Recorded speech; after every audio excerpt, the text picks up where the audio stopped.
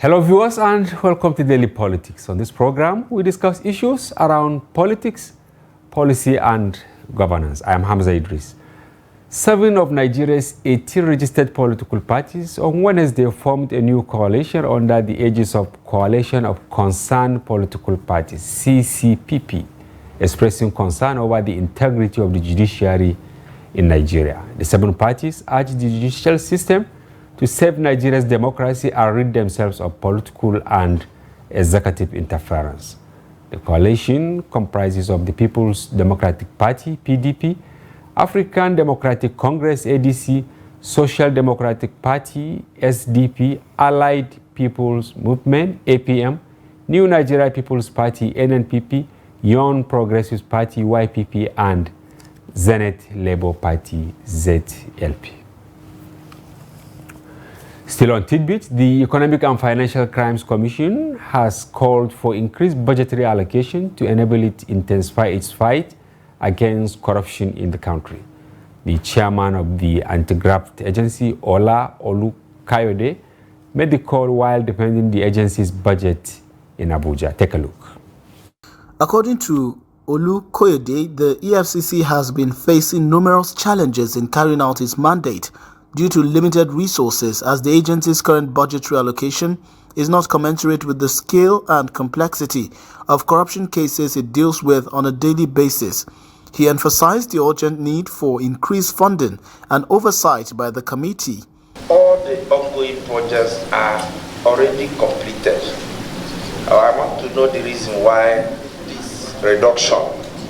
If you look at it, in 2023, you have 2,530,707,086.00. Now in 2024 you have 1,241,237,267.00. A difference of 1,200 and something, 80-something million.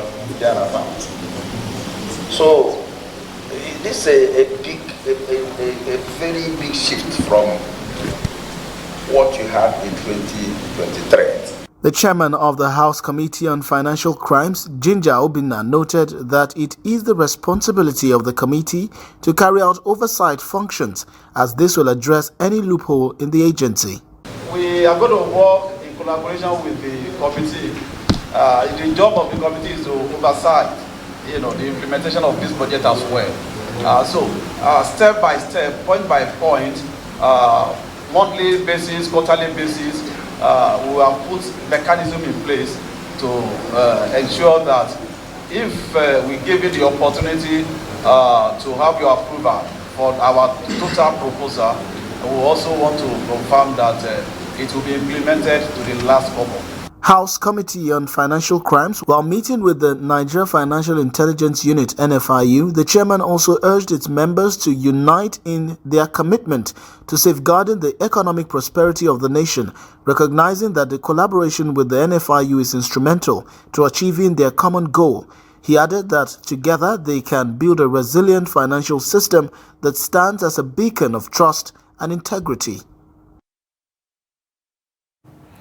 And finally, the House of Representatives Committee on Public Petitions has authorized the issuance of arrest warrants against several prominent figures, including the Governor of the Central Bank of Nigeria, Olayemi Cardoso, and the Accountant General of the Federation, Oluwatoyin Maden. These warrants were issued due to their non-appearance before the committee to address inquiries related to the oil sector. Alongside them, 17 others, including heads of entities such as the National Petroleum Investment Management Services, NAPIMS, Ethiopia Eastern Exploration and Production Company, and Western Africa Exploration and Production, have all been marked for arrest. Viewers, these are some of the issues we will be looking at on the program tonight. And to give more perspectives to the issues, we have in the studio a former presidential candidate, rights activist, and also businessman. He's also a global energy executive and served as the founding Deputy National Publicity Secretary of the People's Democratic Party, PDP, and now a member of the APC. Gbenga Olawepo-Hashim. Welcome to the program. Nice to be here. We're happy having you for the first time. I'm always glad to be with Trust, whether the newspaper or the TV, and you guys are doing great. Yes, Trust TV, yes. Now, you've seen our 3 tidbits, and we want to have your take. Let's start with the first one, new coalition. 7 political parties were PDP, ADC, SDP, APM, NNPP, YPP, and ZLP. They are not satisfied with what CPP was doing, a coalition of concerned political parties, United Political Party, COOP, as they call it, in 2017 or 2018. Do you think they will make any difference, the coming of these political parties? Well, it's good for democracy for opposition parties to aggregate their views. It's going to be in the interest of the development of our democracy to have more competitiveness in the political arena. It will drive development, transparency, and accountability. And it will make the ruling party to deliver more results to the citizens. So I always welcome this type of initiative. One of the beauty of democracy is that it allows for pluralism of view. So it's not just during election time that these views are aggregated, even off election season. So it's a good development. Is it not too early? The Tinubu administration is barely 6 months, and political parties have started realigning. Where did we get it wrong? No, I don't think this is a realignment. You have said to me that they form a new coalition. Yes. There's always been this kind of coalition. So I don't think this is a realignment per se. Labour is missing in this coalition, and I think Labour is a very important part of the opposition, as it were. Yeah. They had good showing in the last election. So it's still not what we can call a coalition, a big realignment, but a coalition to address specific issues in the polity is welcome. But yes, of course, we have NNPP and we have PDP, we have SDP. All these are big parties. They made a relatively good outing in 2023. But will they make any difference with coalition of United Political Parties of 2018, which actually came together to ensure that Buhari did not make... Well, I think we're not in 2018. Yes. So we can't take things for granted.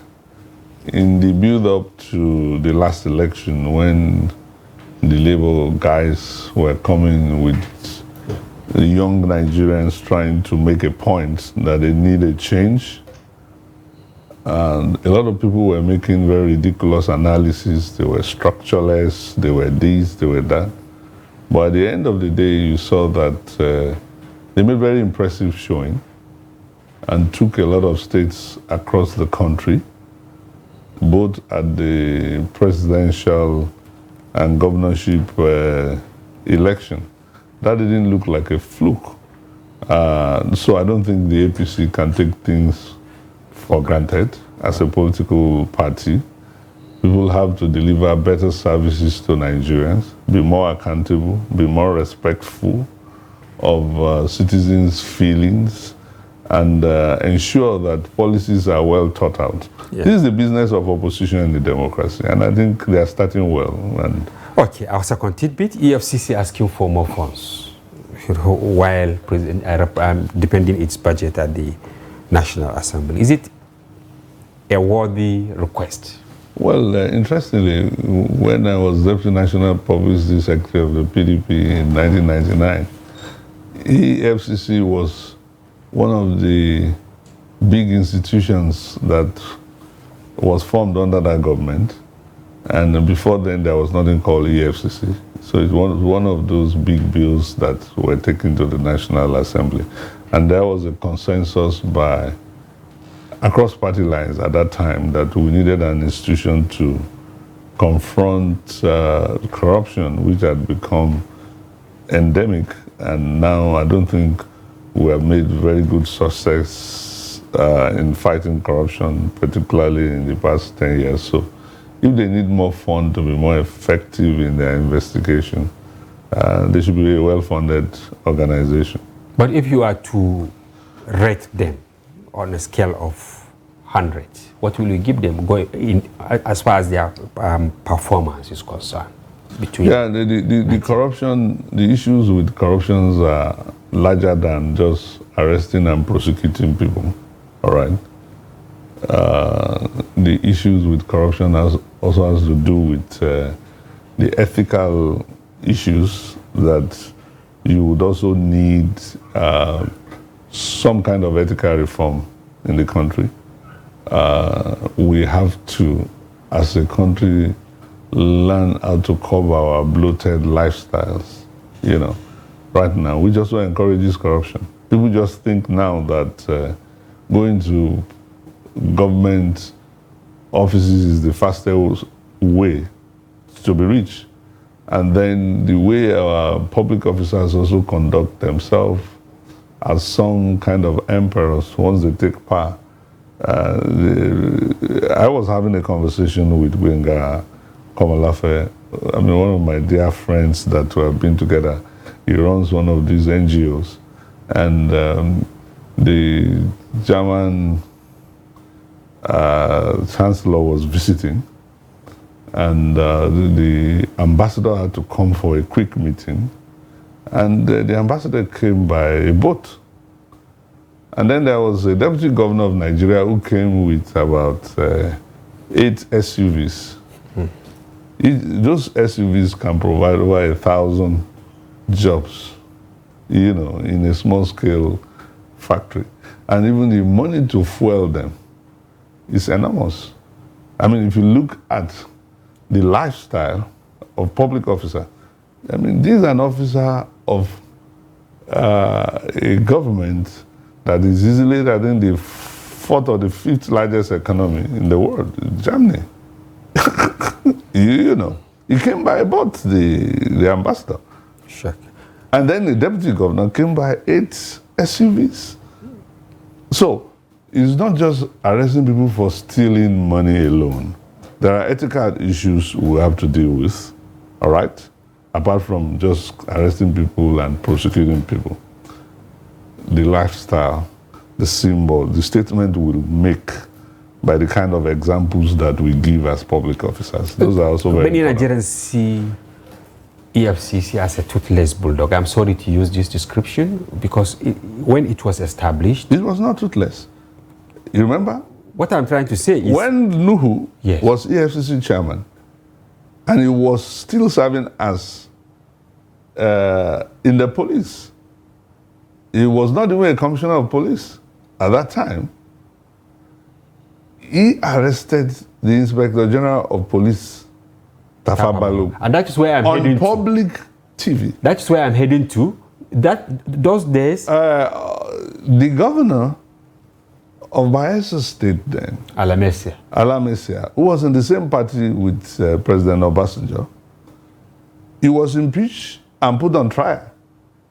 Ibori was put on trial by Obasanjo's government. And that is where and they belong to the same party. Yes. Yeah. I said when it was established, politicians and captains of industry, you rather send a battalion to them than to send maybe somebody like Robado or to mention EFCC. But now, people don't, if you ask many Nigerians, do they even know the name of the chairman of EFCC? The Badu is also the national security advisor today. Yes. But you see, it depends on the kind of environment that you found yourself. I told you now that in 1999 when we came, there was optimism about the standards we wanted to build.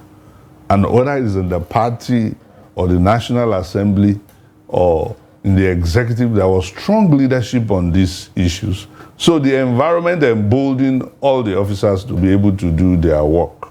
So it was not Nuhu that was a superlative officer at that time, but he knew the president that he was working for. You understand? And he had all the protection in the political system. But now who will protect the EFCC chairman? I mean, every president removes them with executive feet. Well, yes, you see, it's not all the issues that are purely issues of laws. You know, the political environment, the strong leadership. You know, take for instance, when we started, we wanted INEC to have money without coming to be disturbed by the first line charge. We recommended that.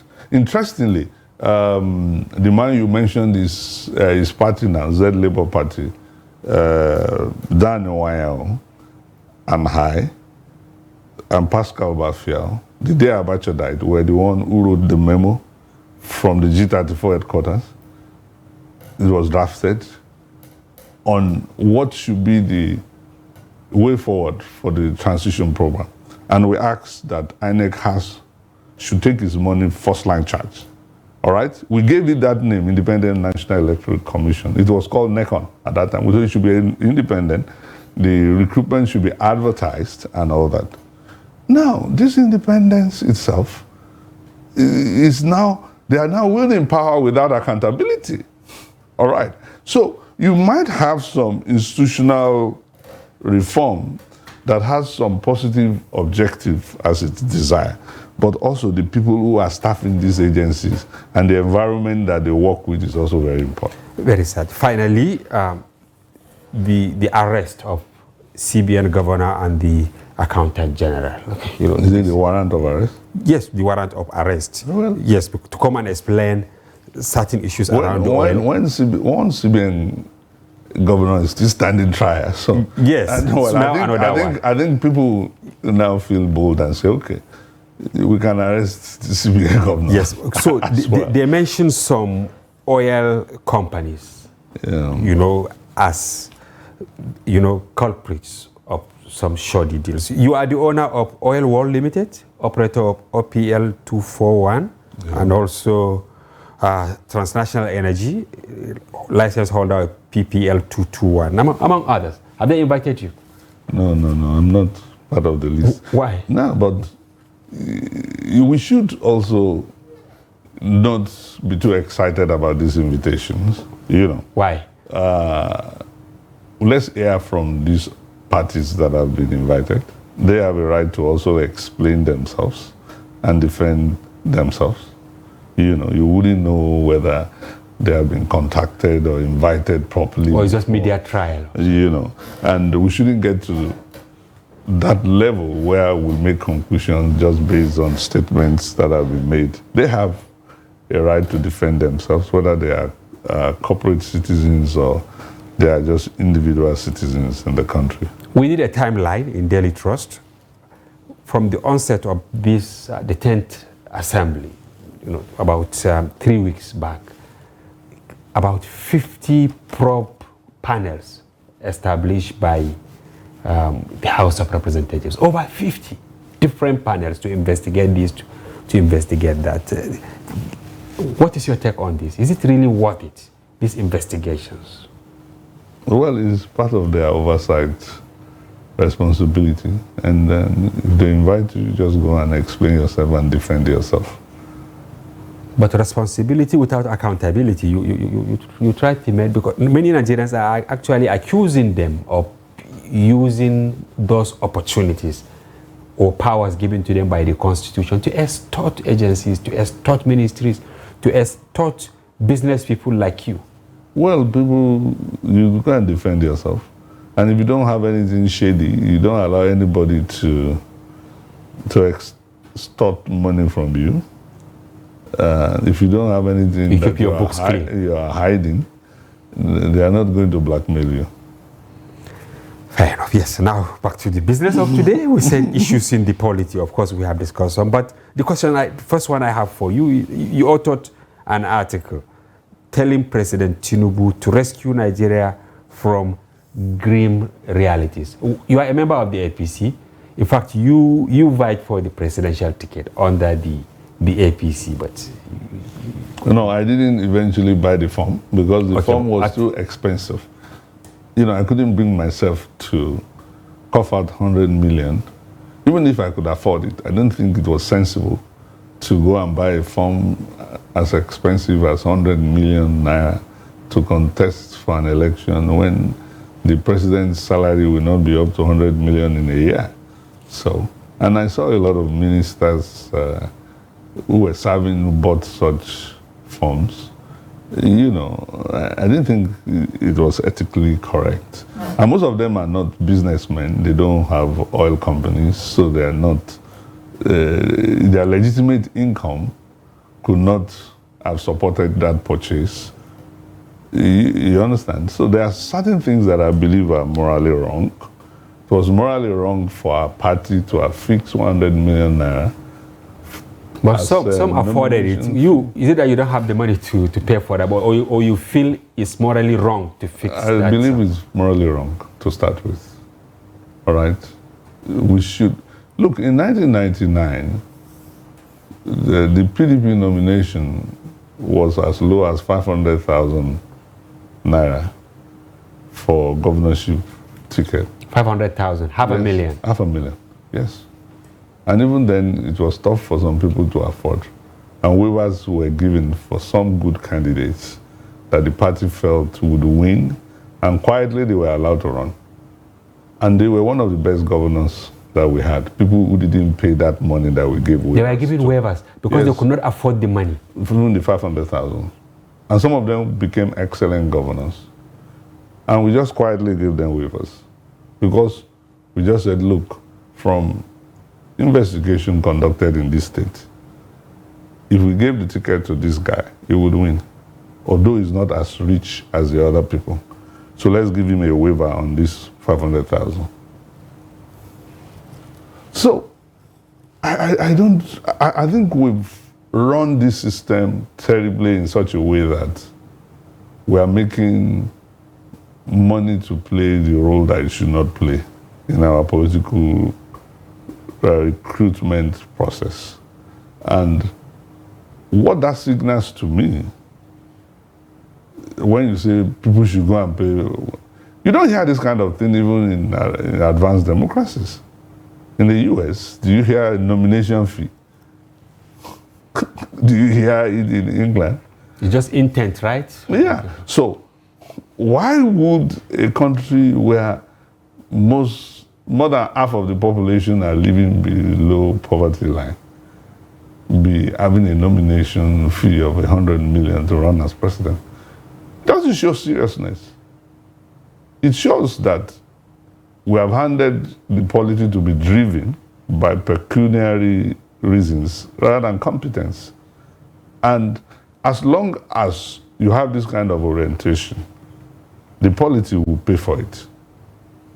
Is this what we are witnessing now, that politicians are traveling left, right, and center? Look, we have degenerated as a people politically. I was trained by leaders in politics whose commitment was for public service. Chief Solomon La was governor over Plateau, Benue, and Nasarawa. Yeah. Nasarawa. Yeah, Plateau and Nasarawa. Plateau and Nasarawa. They were all...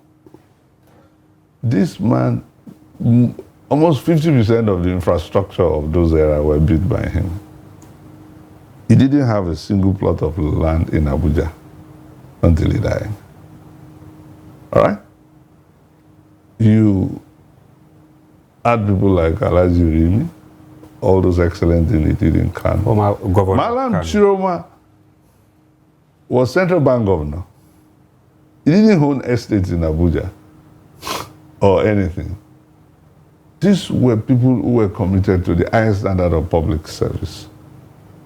So you have people who have become governors, they left, they are fighting their predecessors because they want a share of the revenue and they are not getting it. Like they are even hankering to increase the percentages on the public till. And these things are openly discussed in the media and nobody feels any sense of revulsion. You understand? The polity is paying for it. in the quality of leadership that we're having. So as a people, we must learn to put premium on the values that gave us the kind of development we saw in the First Republic in the period of limited self-government, where our economy was doing comparatively well, like countries that were just emerging and developing very fast, you know, in the third world, countries such as Malaysia and Thailand at that time. We have comparative per capita income in Nigeria in the period of limited self-government, 1955, to the period shortly before the coup in 1966. Because of the quality of leadership that we had, their moral standard, their level of patriotism, their commitment to national values. So you cannot make money the driving force in the polity and expect development.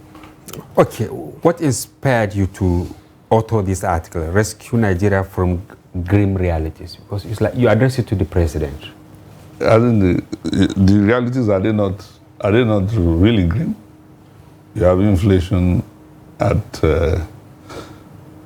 as at the last time, it was almost 28%. Okay, KPMG is predicting by end of December 30% inflation. That's very grim. Wage level have not risen up to that level. Whatever you want to achieve economically with that level of inflation will be wiped off. Whatever beautiful program and policy that you have in stock, and you are running inflation as high as 28 to 30%, no matter what you would do, the inflation will make nonsense of that thing. It will be insignificant. So I think it was a fundamental mistake to have allowed policies that will run prices as high as they have become to come up in the first instance. Initially, we tried to, explain these things, defend them, but now it's indispensable, Okay, I will ask you another question in another way, but we will go on a short break. Thank you. Yes, viewers, go away, we'll be back shortly.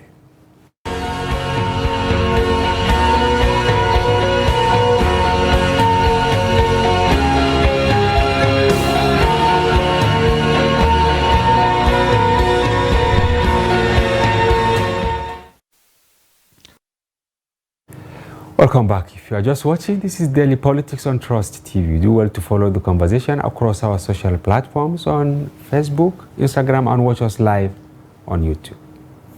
We still have in the studio Gbenga Olawepo-Hashim, a global energy executive, founding member of the PDP, now member of APC. Yes, I said I will ask the question in another way. It's like key members of the APC quietly criticizing President Tinubu.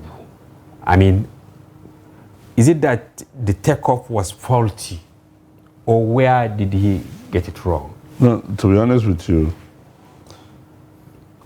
we gave him all the support initially. I did. Even when he increased oil prices, I gave him all the support. Why? I gave him the support because I thought,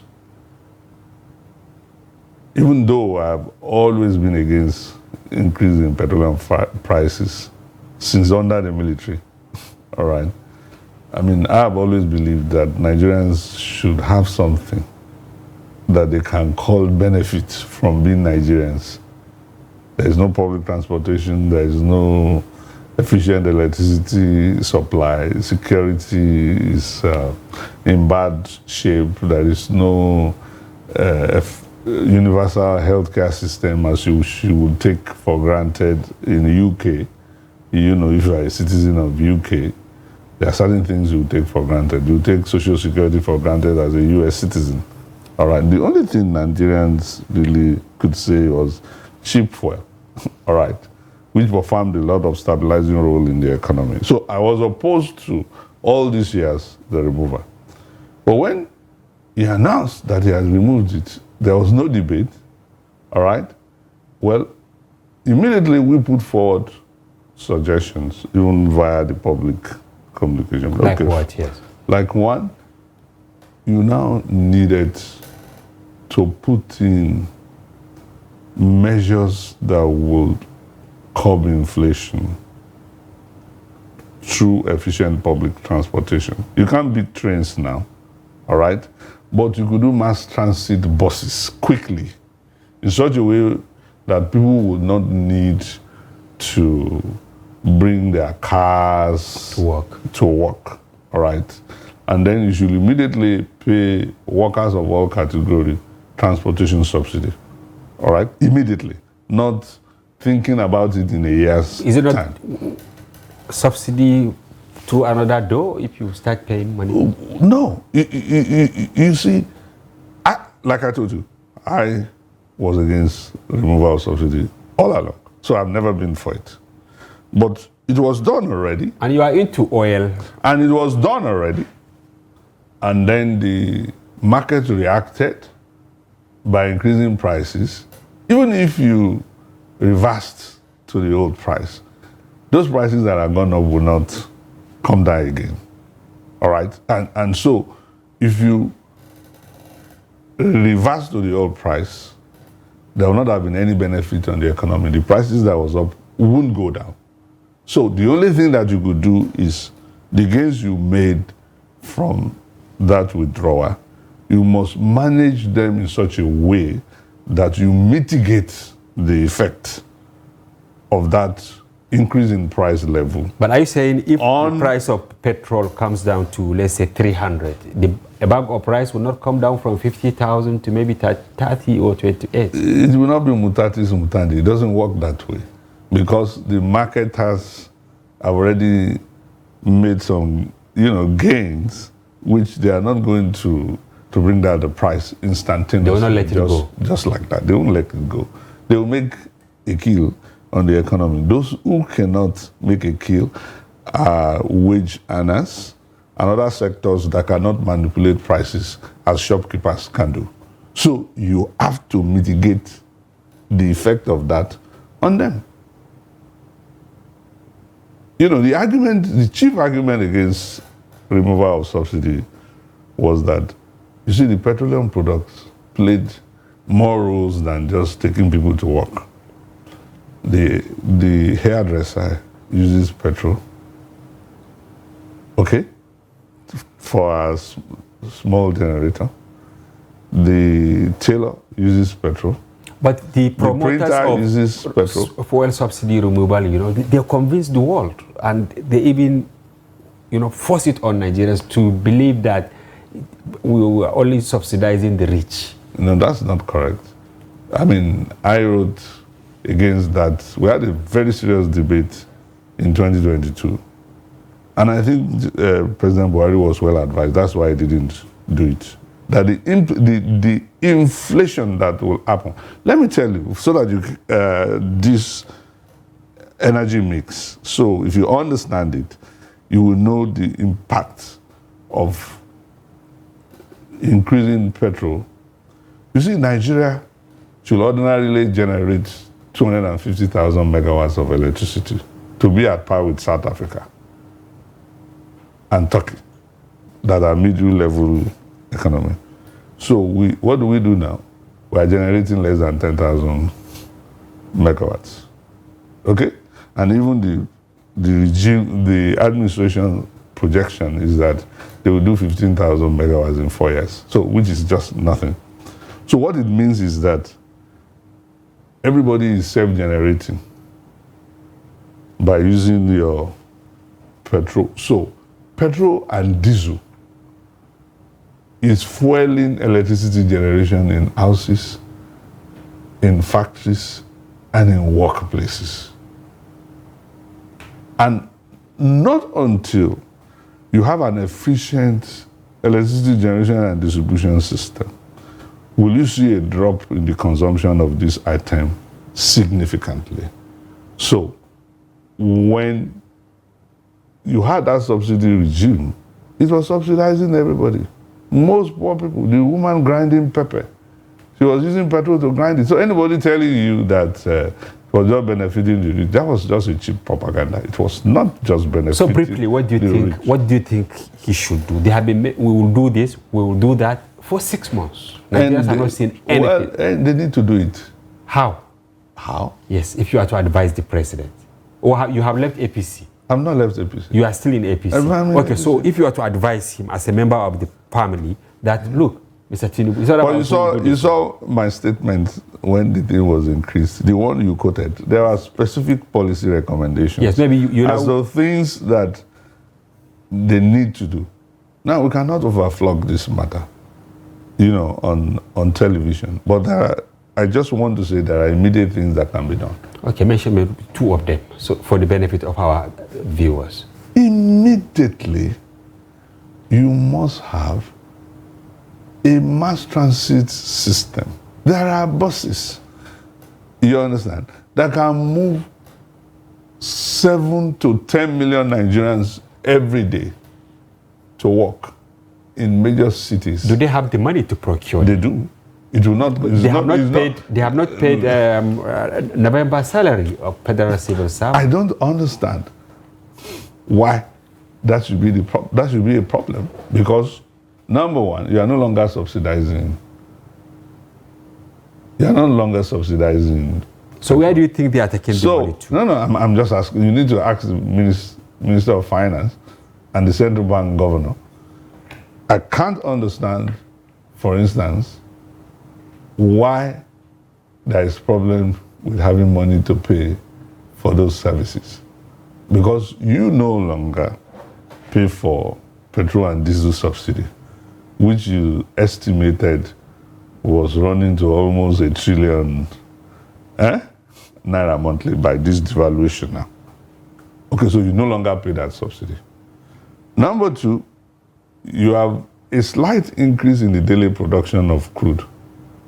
Now, under Buhari, there were months that our daily production fell as low as 900,000 barrels, below 1 million. But let's give this to the Minister of Petroleum and the people in the AUPRC and NNPC. At least they have been able to increase a bit over the best record of that administration in terms of daily crude production. They moved it from 1.2 million barrels per day to about 1.4 million barrels per day. And for the first part of this year, before now, it's been hovering at $90. Okay? Now you are talking about 70 something, but it's still a good price. So where is the money? So in terms of forex revenue, they have the money. We had that the previous administration actually sold the crude that we are, bringing out now. So that's why people need to go to those probes. You just told me that the House of Reps issued arrest warrants or invited the central bank governor. So he needs to go there and tell Nigerians where the money is. Representative that some governments sold those crude in advance. This one you are saying is a rumor. I actually heard it from a competent source. Yeah. The central bank governor needs to come and go to the witness, swear an oath, and get in there and say it under oath in the National Assembly. What you have just told me. You understand? I'm not saying maybe that is not the case, but ordinarily, it doesn't make sense to me that when we were producing about 900,000 barrels per day, exchange rate at the parallel market was about 700 plus. And that when we started producing 1.4 million, then it went to, I don't understand it, that economics. It doesn't add up. And you are in that business. No, it doesn't happen. Where are we not getting it right? So we need somebody to come to the National Assembly and bring out the figure. Not me. I'm not the Minister of Finance. Okay. Are you impressed? Or maybe you need to invite the Minister of Finance to this your program. I will. I will. Yeah, are you impressed with the 2024 budget? A lot of figures there. $27 billion. That's what we are talking about, really, in terms of the size of that budget. Oh. Even if you call it 27 trillion, it's a small budget, really. For a country like Nigeria. For a country like Nigeria. Disney World revenue is more than $60 billion in a year. One company in the United States. 200. You see, the fundamental problem of Nigerian economy, as I said in 2019 when I was running, is that this economy is small for the size of the population. A population that is inging towards 200 and something million in a few years' time, you should be talking about a GDP in excess of $4 trillion to be able to get out of poverty. And we explain multivarious ways. But now Nigerians were made our choice. We had Buhari, now we had Tinubu. And so we should just be patient for the next election and live with the consequences of our choice. Yeah. But the administration is barely air, so we should just surrender now. Well, that's what democracy is all about. And your criticism can bring some reliefs and some improvement in the system. Okay, and that's why we're encouraging all these channels of public accountability. Like, I didn't see anything wrong in Minister of Finance being someone to come and account. You should go there and tell Nigerians where they are taking the money. Where it is. Yeah. So, democracy has got many accountability channels. One of it is the National Assembly. One of it is what you are doing here, the media. Keep doing what you are doing. Somebody someday will listen and respond. Okay, and I've invited all the ministers, one after the other, to this your very good program and ask them all the questions we are asking. In 1999, when we were running the party, we used to have the ministers take turn to brief us at the National Executive Committee every 2 weeks. They come to the party secretariat to give an account of what they do. MPN did it, UPN did it. Now, you have a democracy of emperors. Every minister, every governor is an emperor. They are not responsible to the party. They are not responsible to the National Assembly. They are lords and master unto themselves. So we have to insist, at least before 4 years' time. I mean, we did that, even though we were the ruling party. We were talking about how President Obasanjo took out many governors. Joshua Dali, the one in not from the opposition party, from his own party. Because there was a general consensus that political leadership must be accountable, both to the parliament, to the agencies that have been instituted to ensure some level of accountability. So we just have to insist for now. That's all we can do. You are winner of Lord Max Barlow's Prize in Global Affairs. And that's why I'm asking you this question. Nigeria's approach to the events in Niger, was it on the right direction? Yeah, I think it was a mess. It was one of the first mistakes. Number one, Nigeria's traditional policy was a policy of non-alignment. And nations don't go to war except your national interest is at risk. There was no national interest of Nigeria at risk in Niger. Yes, there was a coup. At best, we could have encouraged an early return to democracy. And then it was not going to be in our national interest to go and provoke any attack of Niger, because there's going to be spillover effect on the northwest of Nigeria, and we already have a lot of issues with security in the entire northwest, with all these kidnappers, bandits, and what have you. Even if you succeeded in displacing the regime in Niger, the supporters will run into the bush with some weapons and then begin to collaborate with these people in the bushes around the northwest. And so you complicate your internal security situation. So there was nothing at stake for us to take that kind of risk. Why do you think the president took the decision, even though maybe on behalf of ECOWAS? You have to ask him. You just have to ask him. Then how can he correct the mess now? Well, we just have to have a reapproachment. What they call reapproachment. We have to re-engage Niger and all our neighbors. And we also forced them to think that they needed to unite. Yes, because that's the next question I wanted to ask. This meeting between Niger, Mali, is it confederation they want to have, or what? Yeah, that's excellent, because I'm sure that Modibo Keita must be smiling if people smile in their graves now. Kwame Nkrumah's idea was the integration of unity of all Africa. Those are the things that the founding fathers of most African states wanted to see. We saw Senegambia, where Senegal and Gambia having something like that initially after independence. And you see, Africa has always been the focus of Nigeria's traditional foreign policy. That's been our primary focus. And at the international arena, we pursued a policy of non-alignment, which Nigeria and India was championing.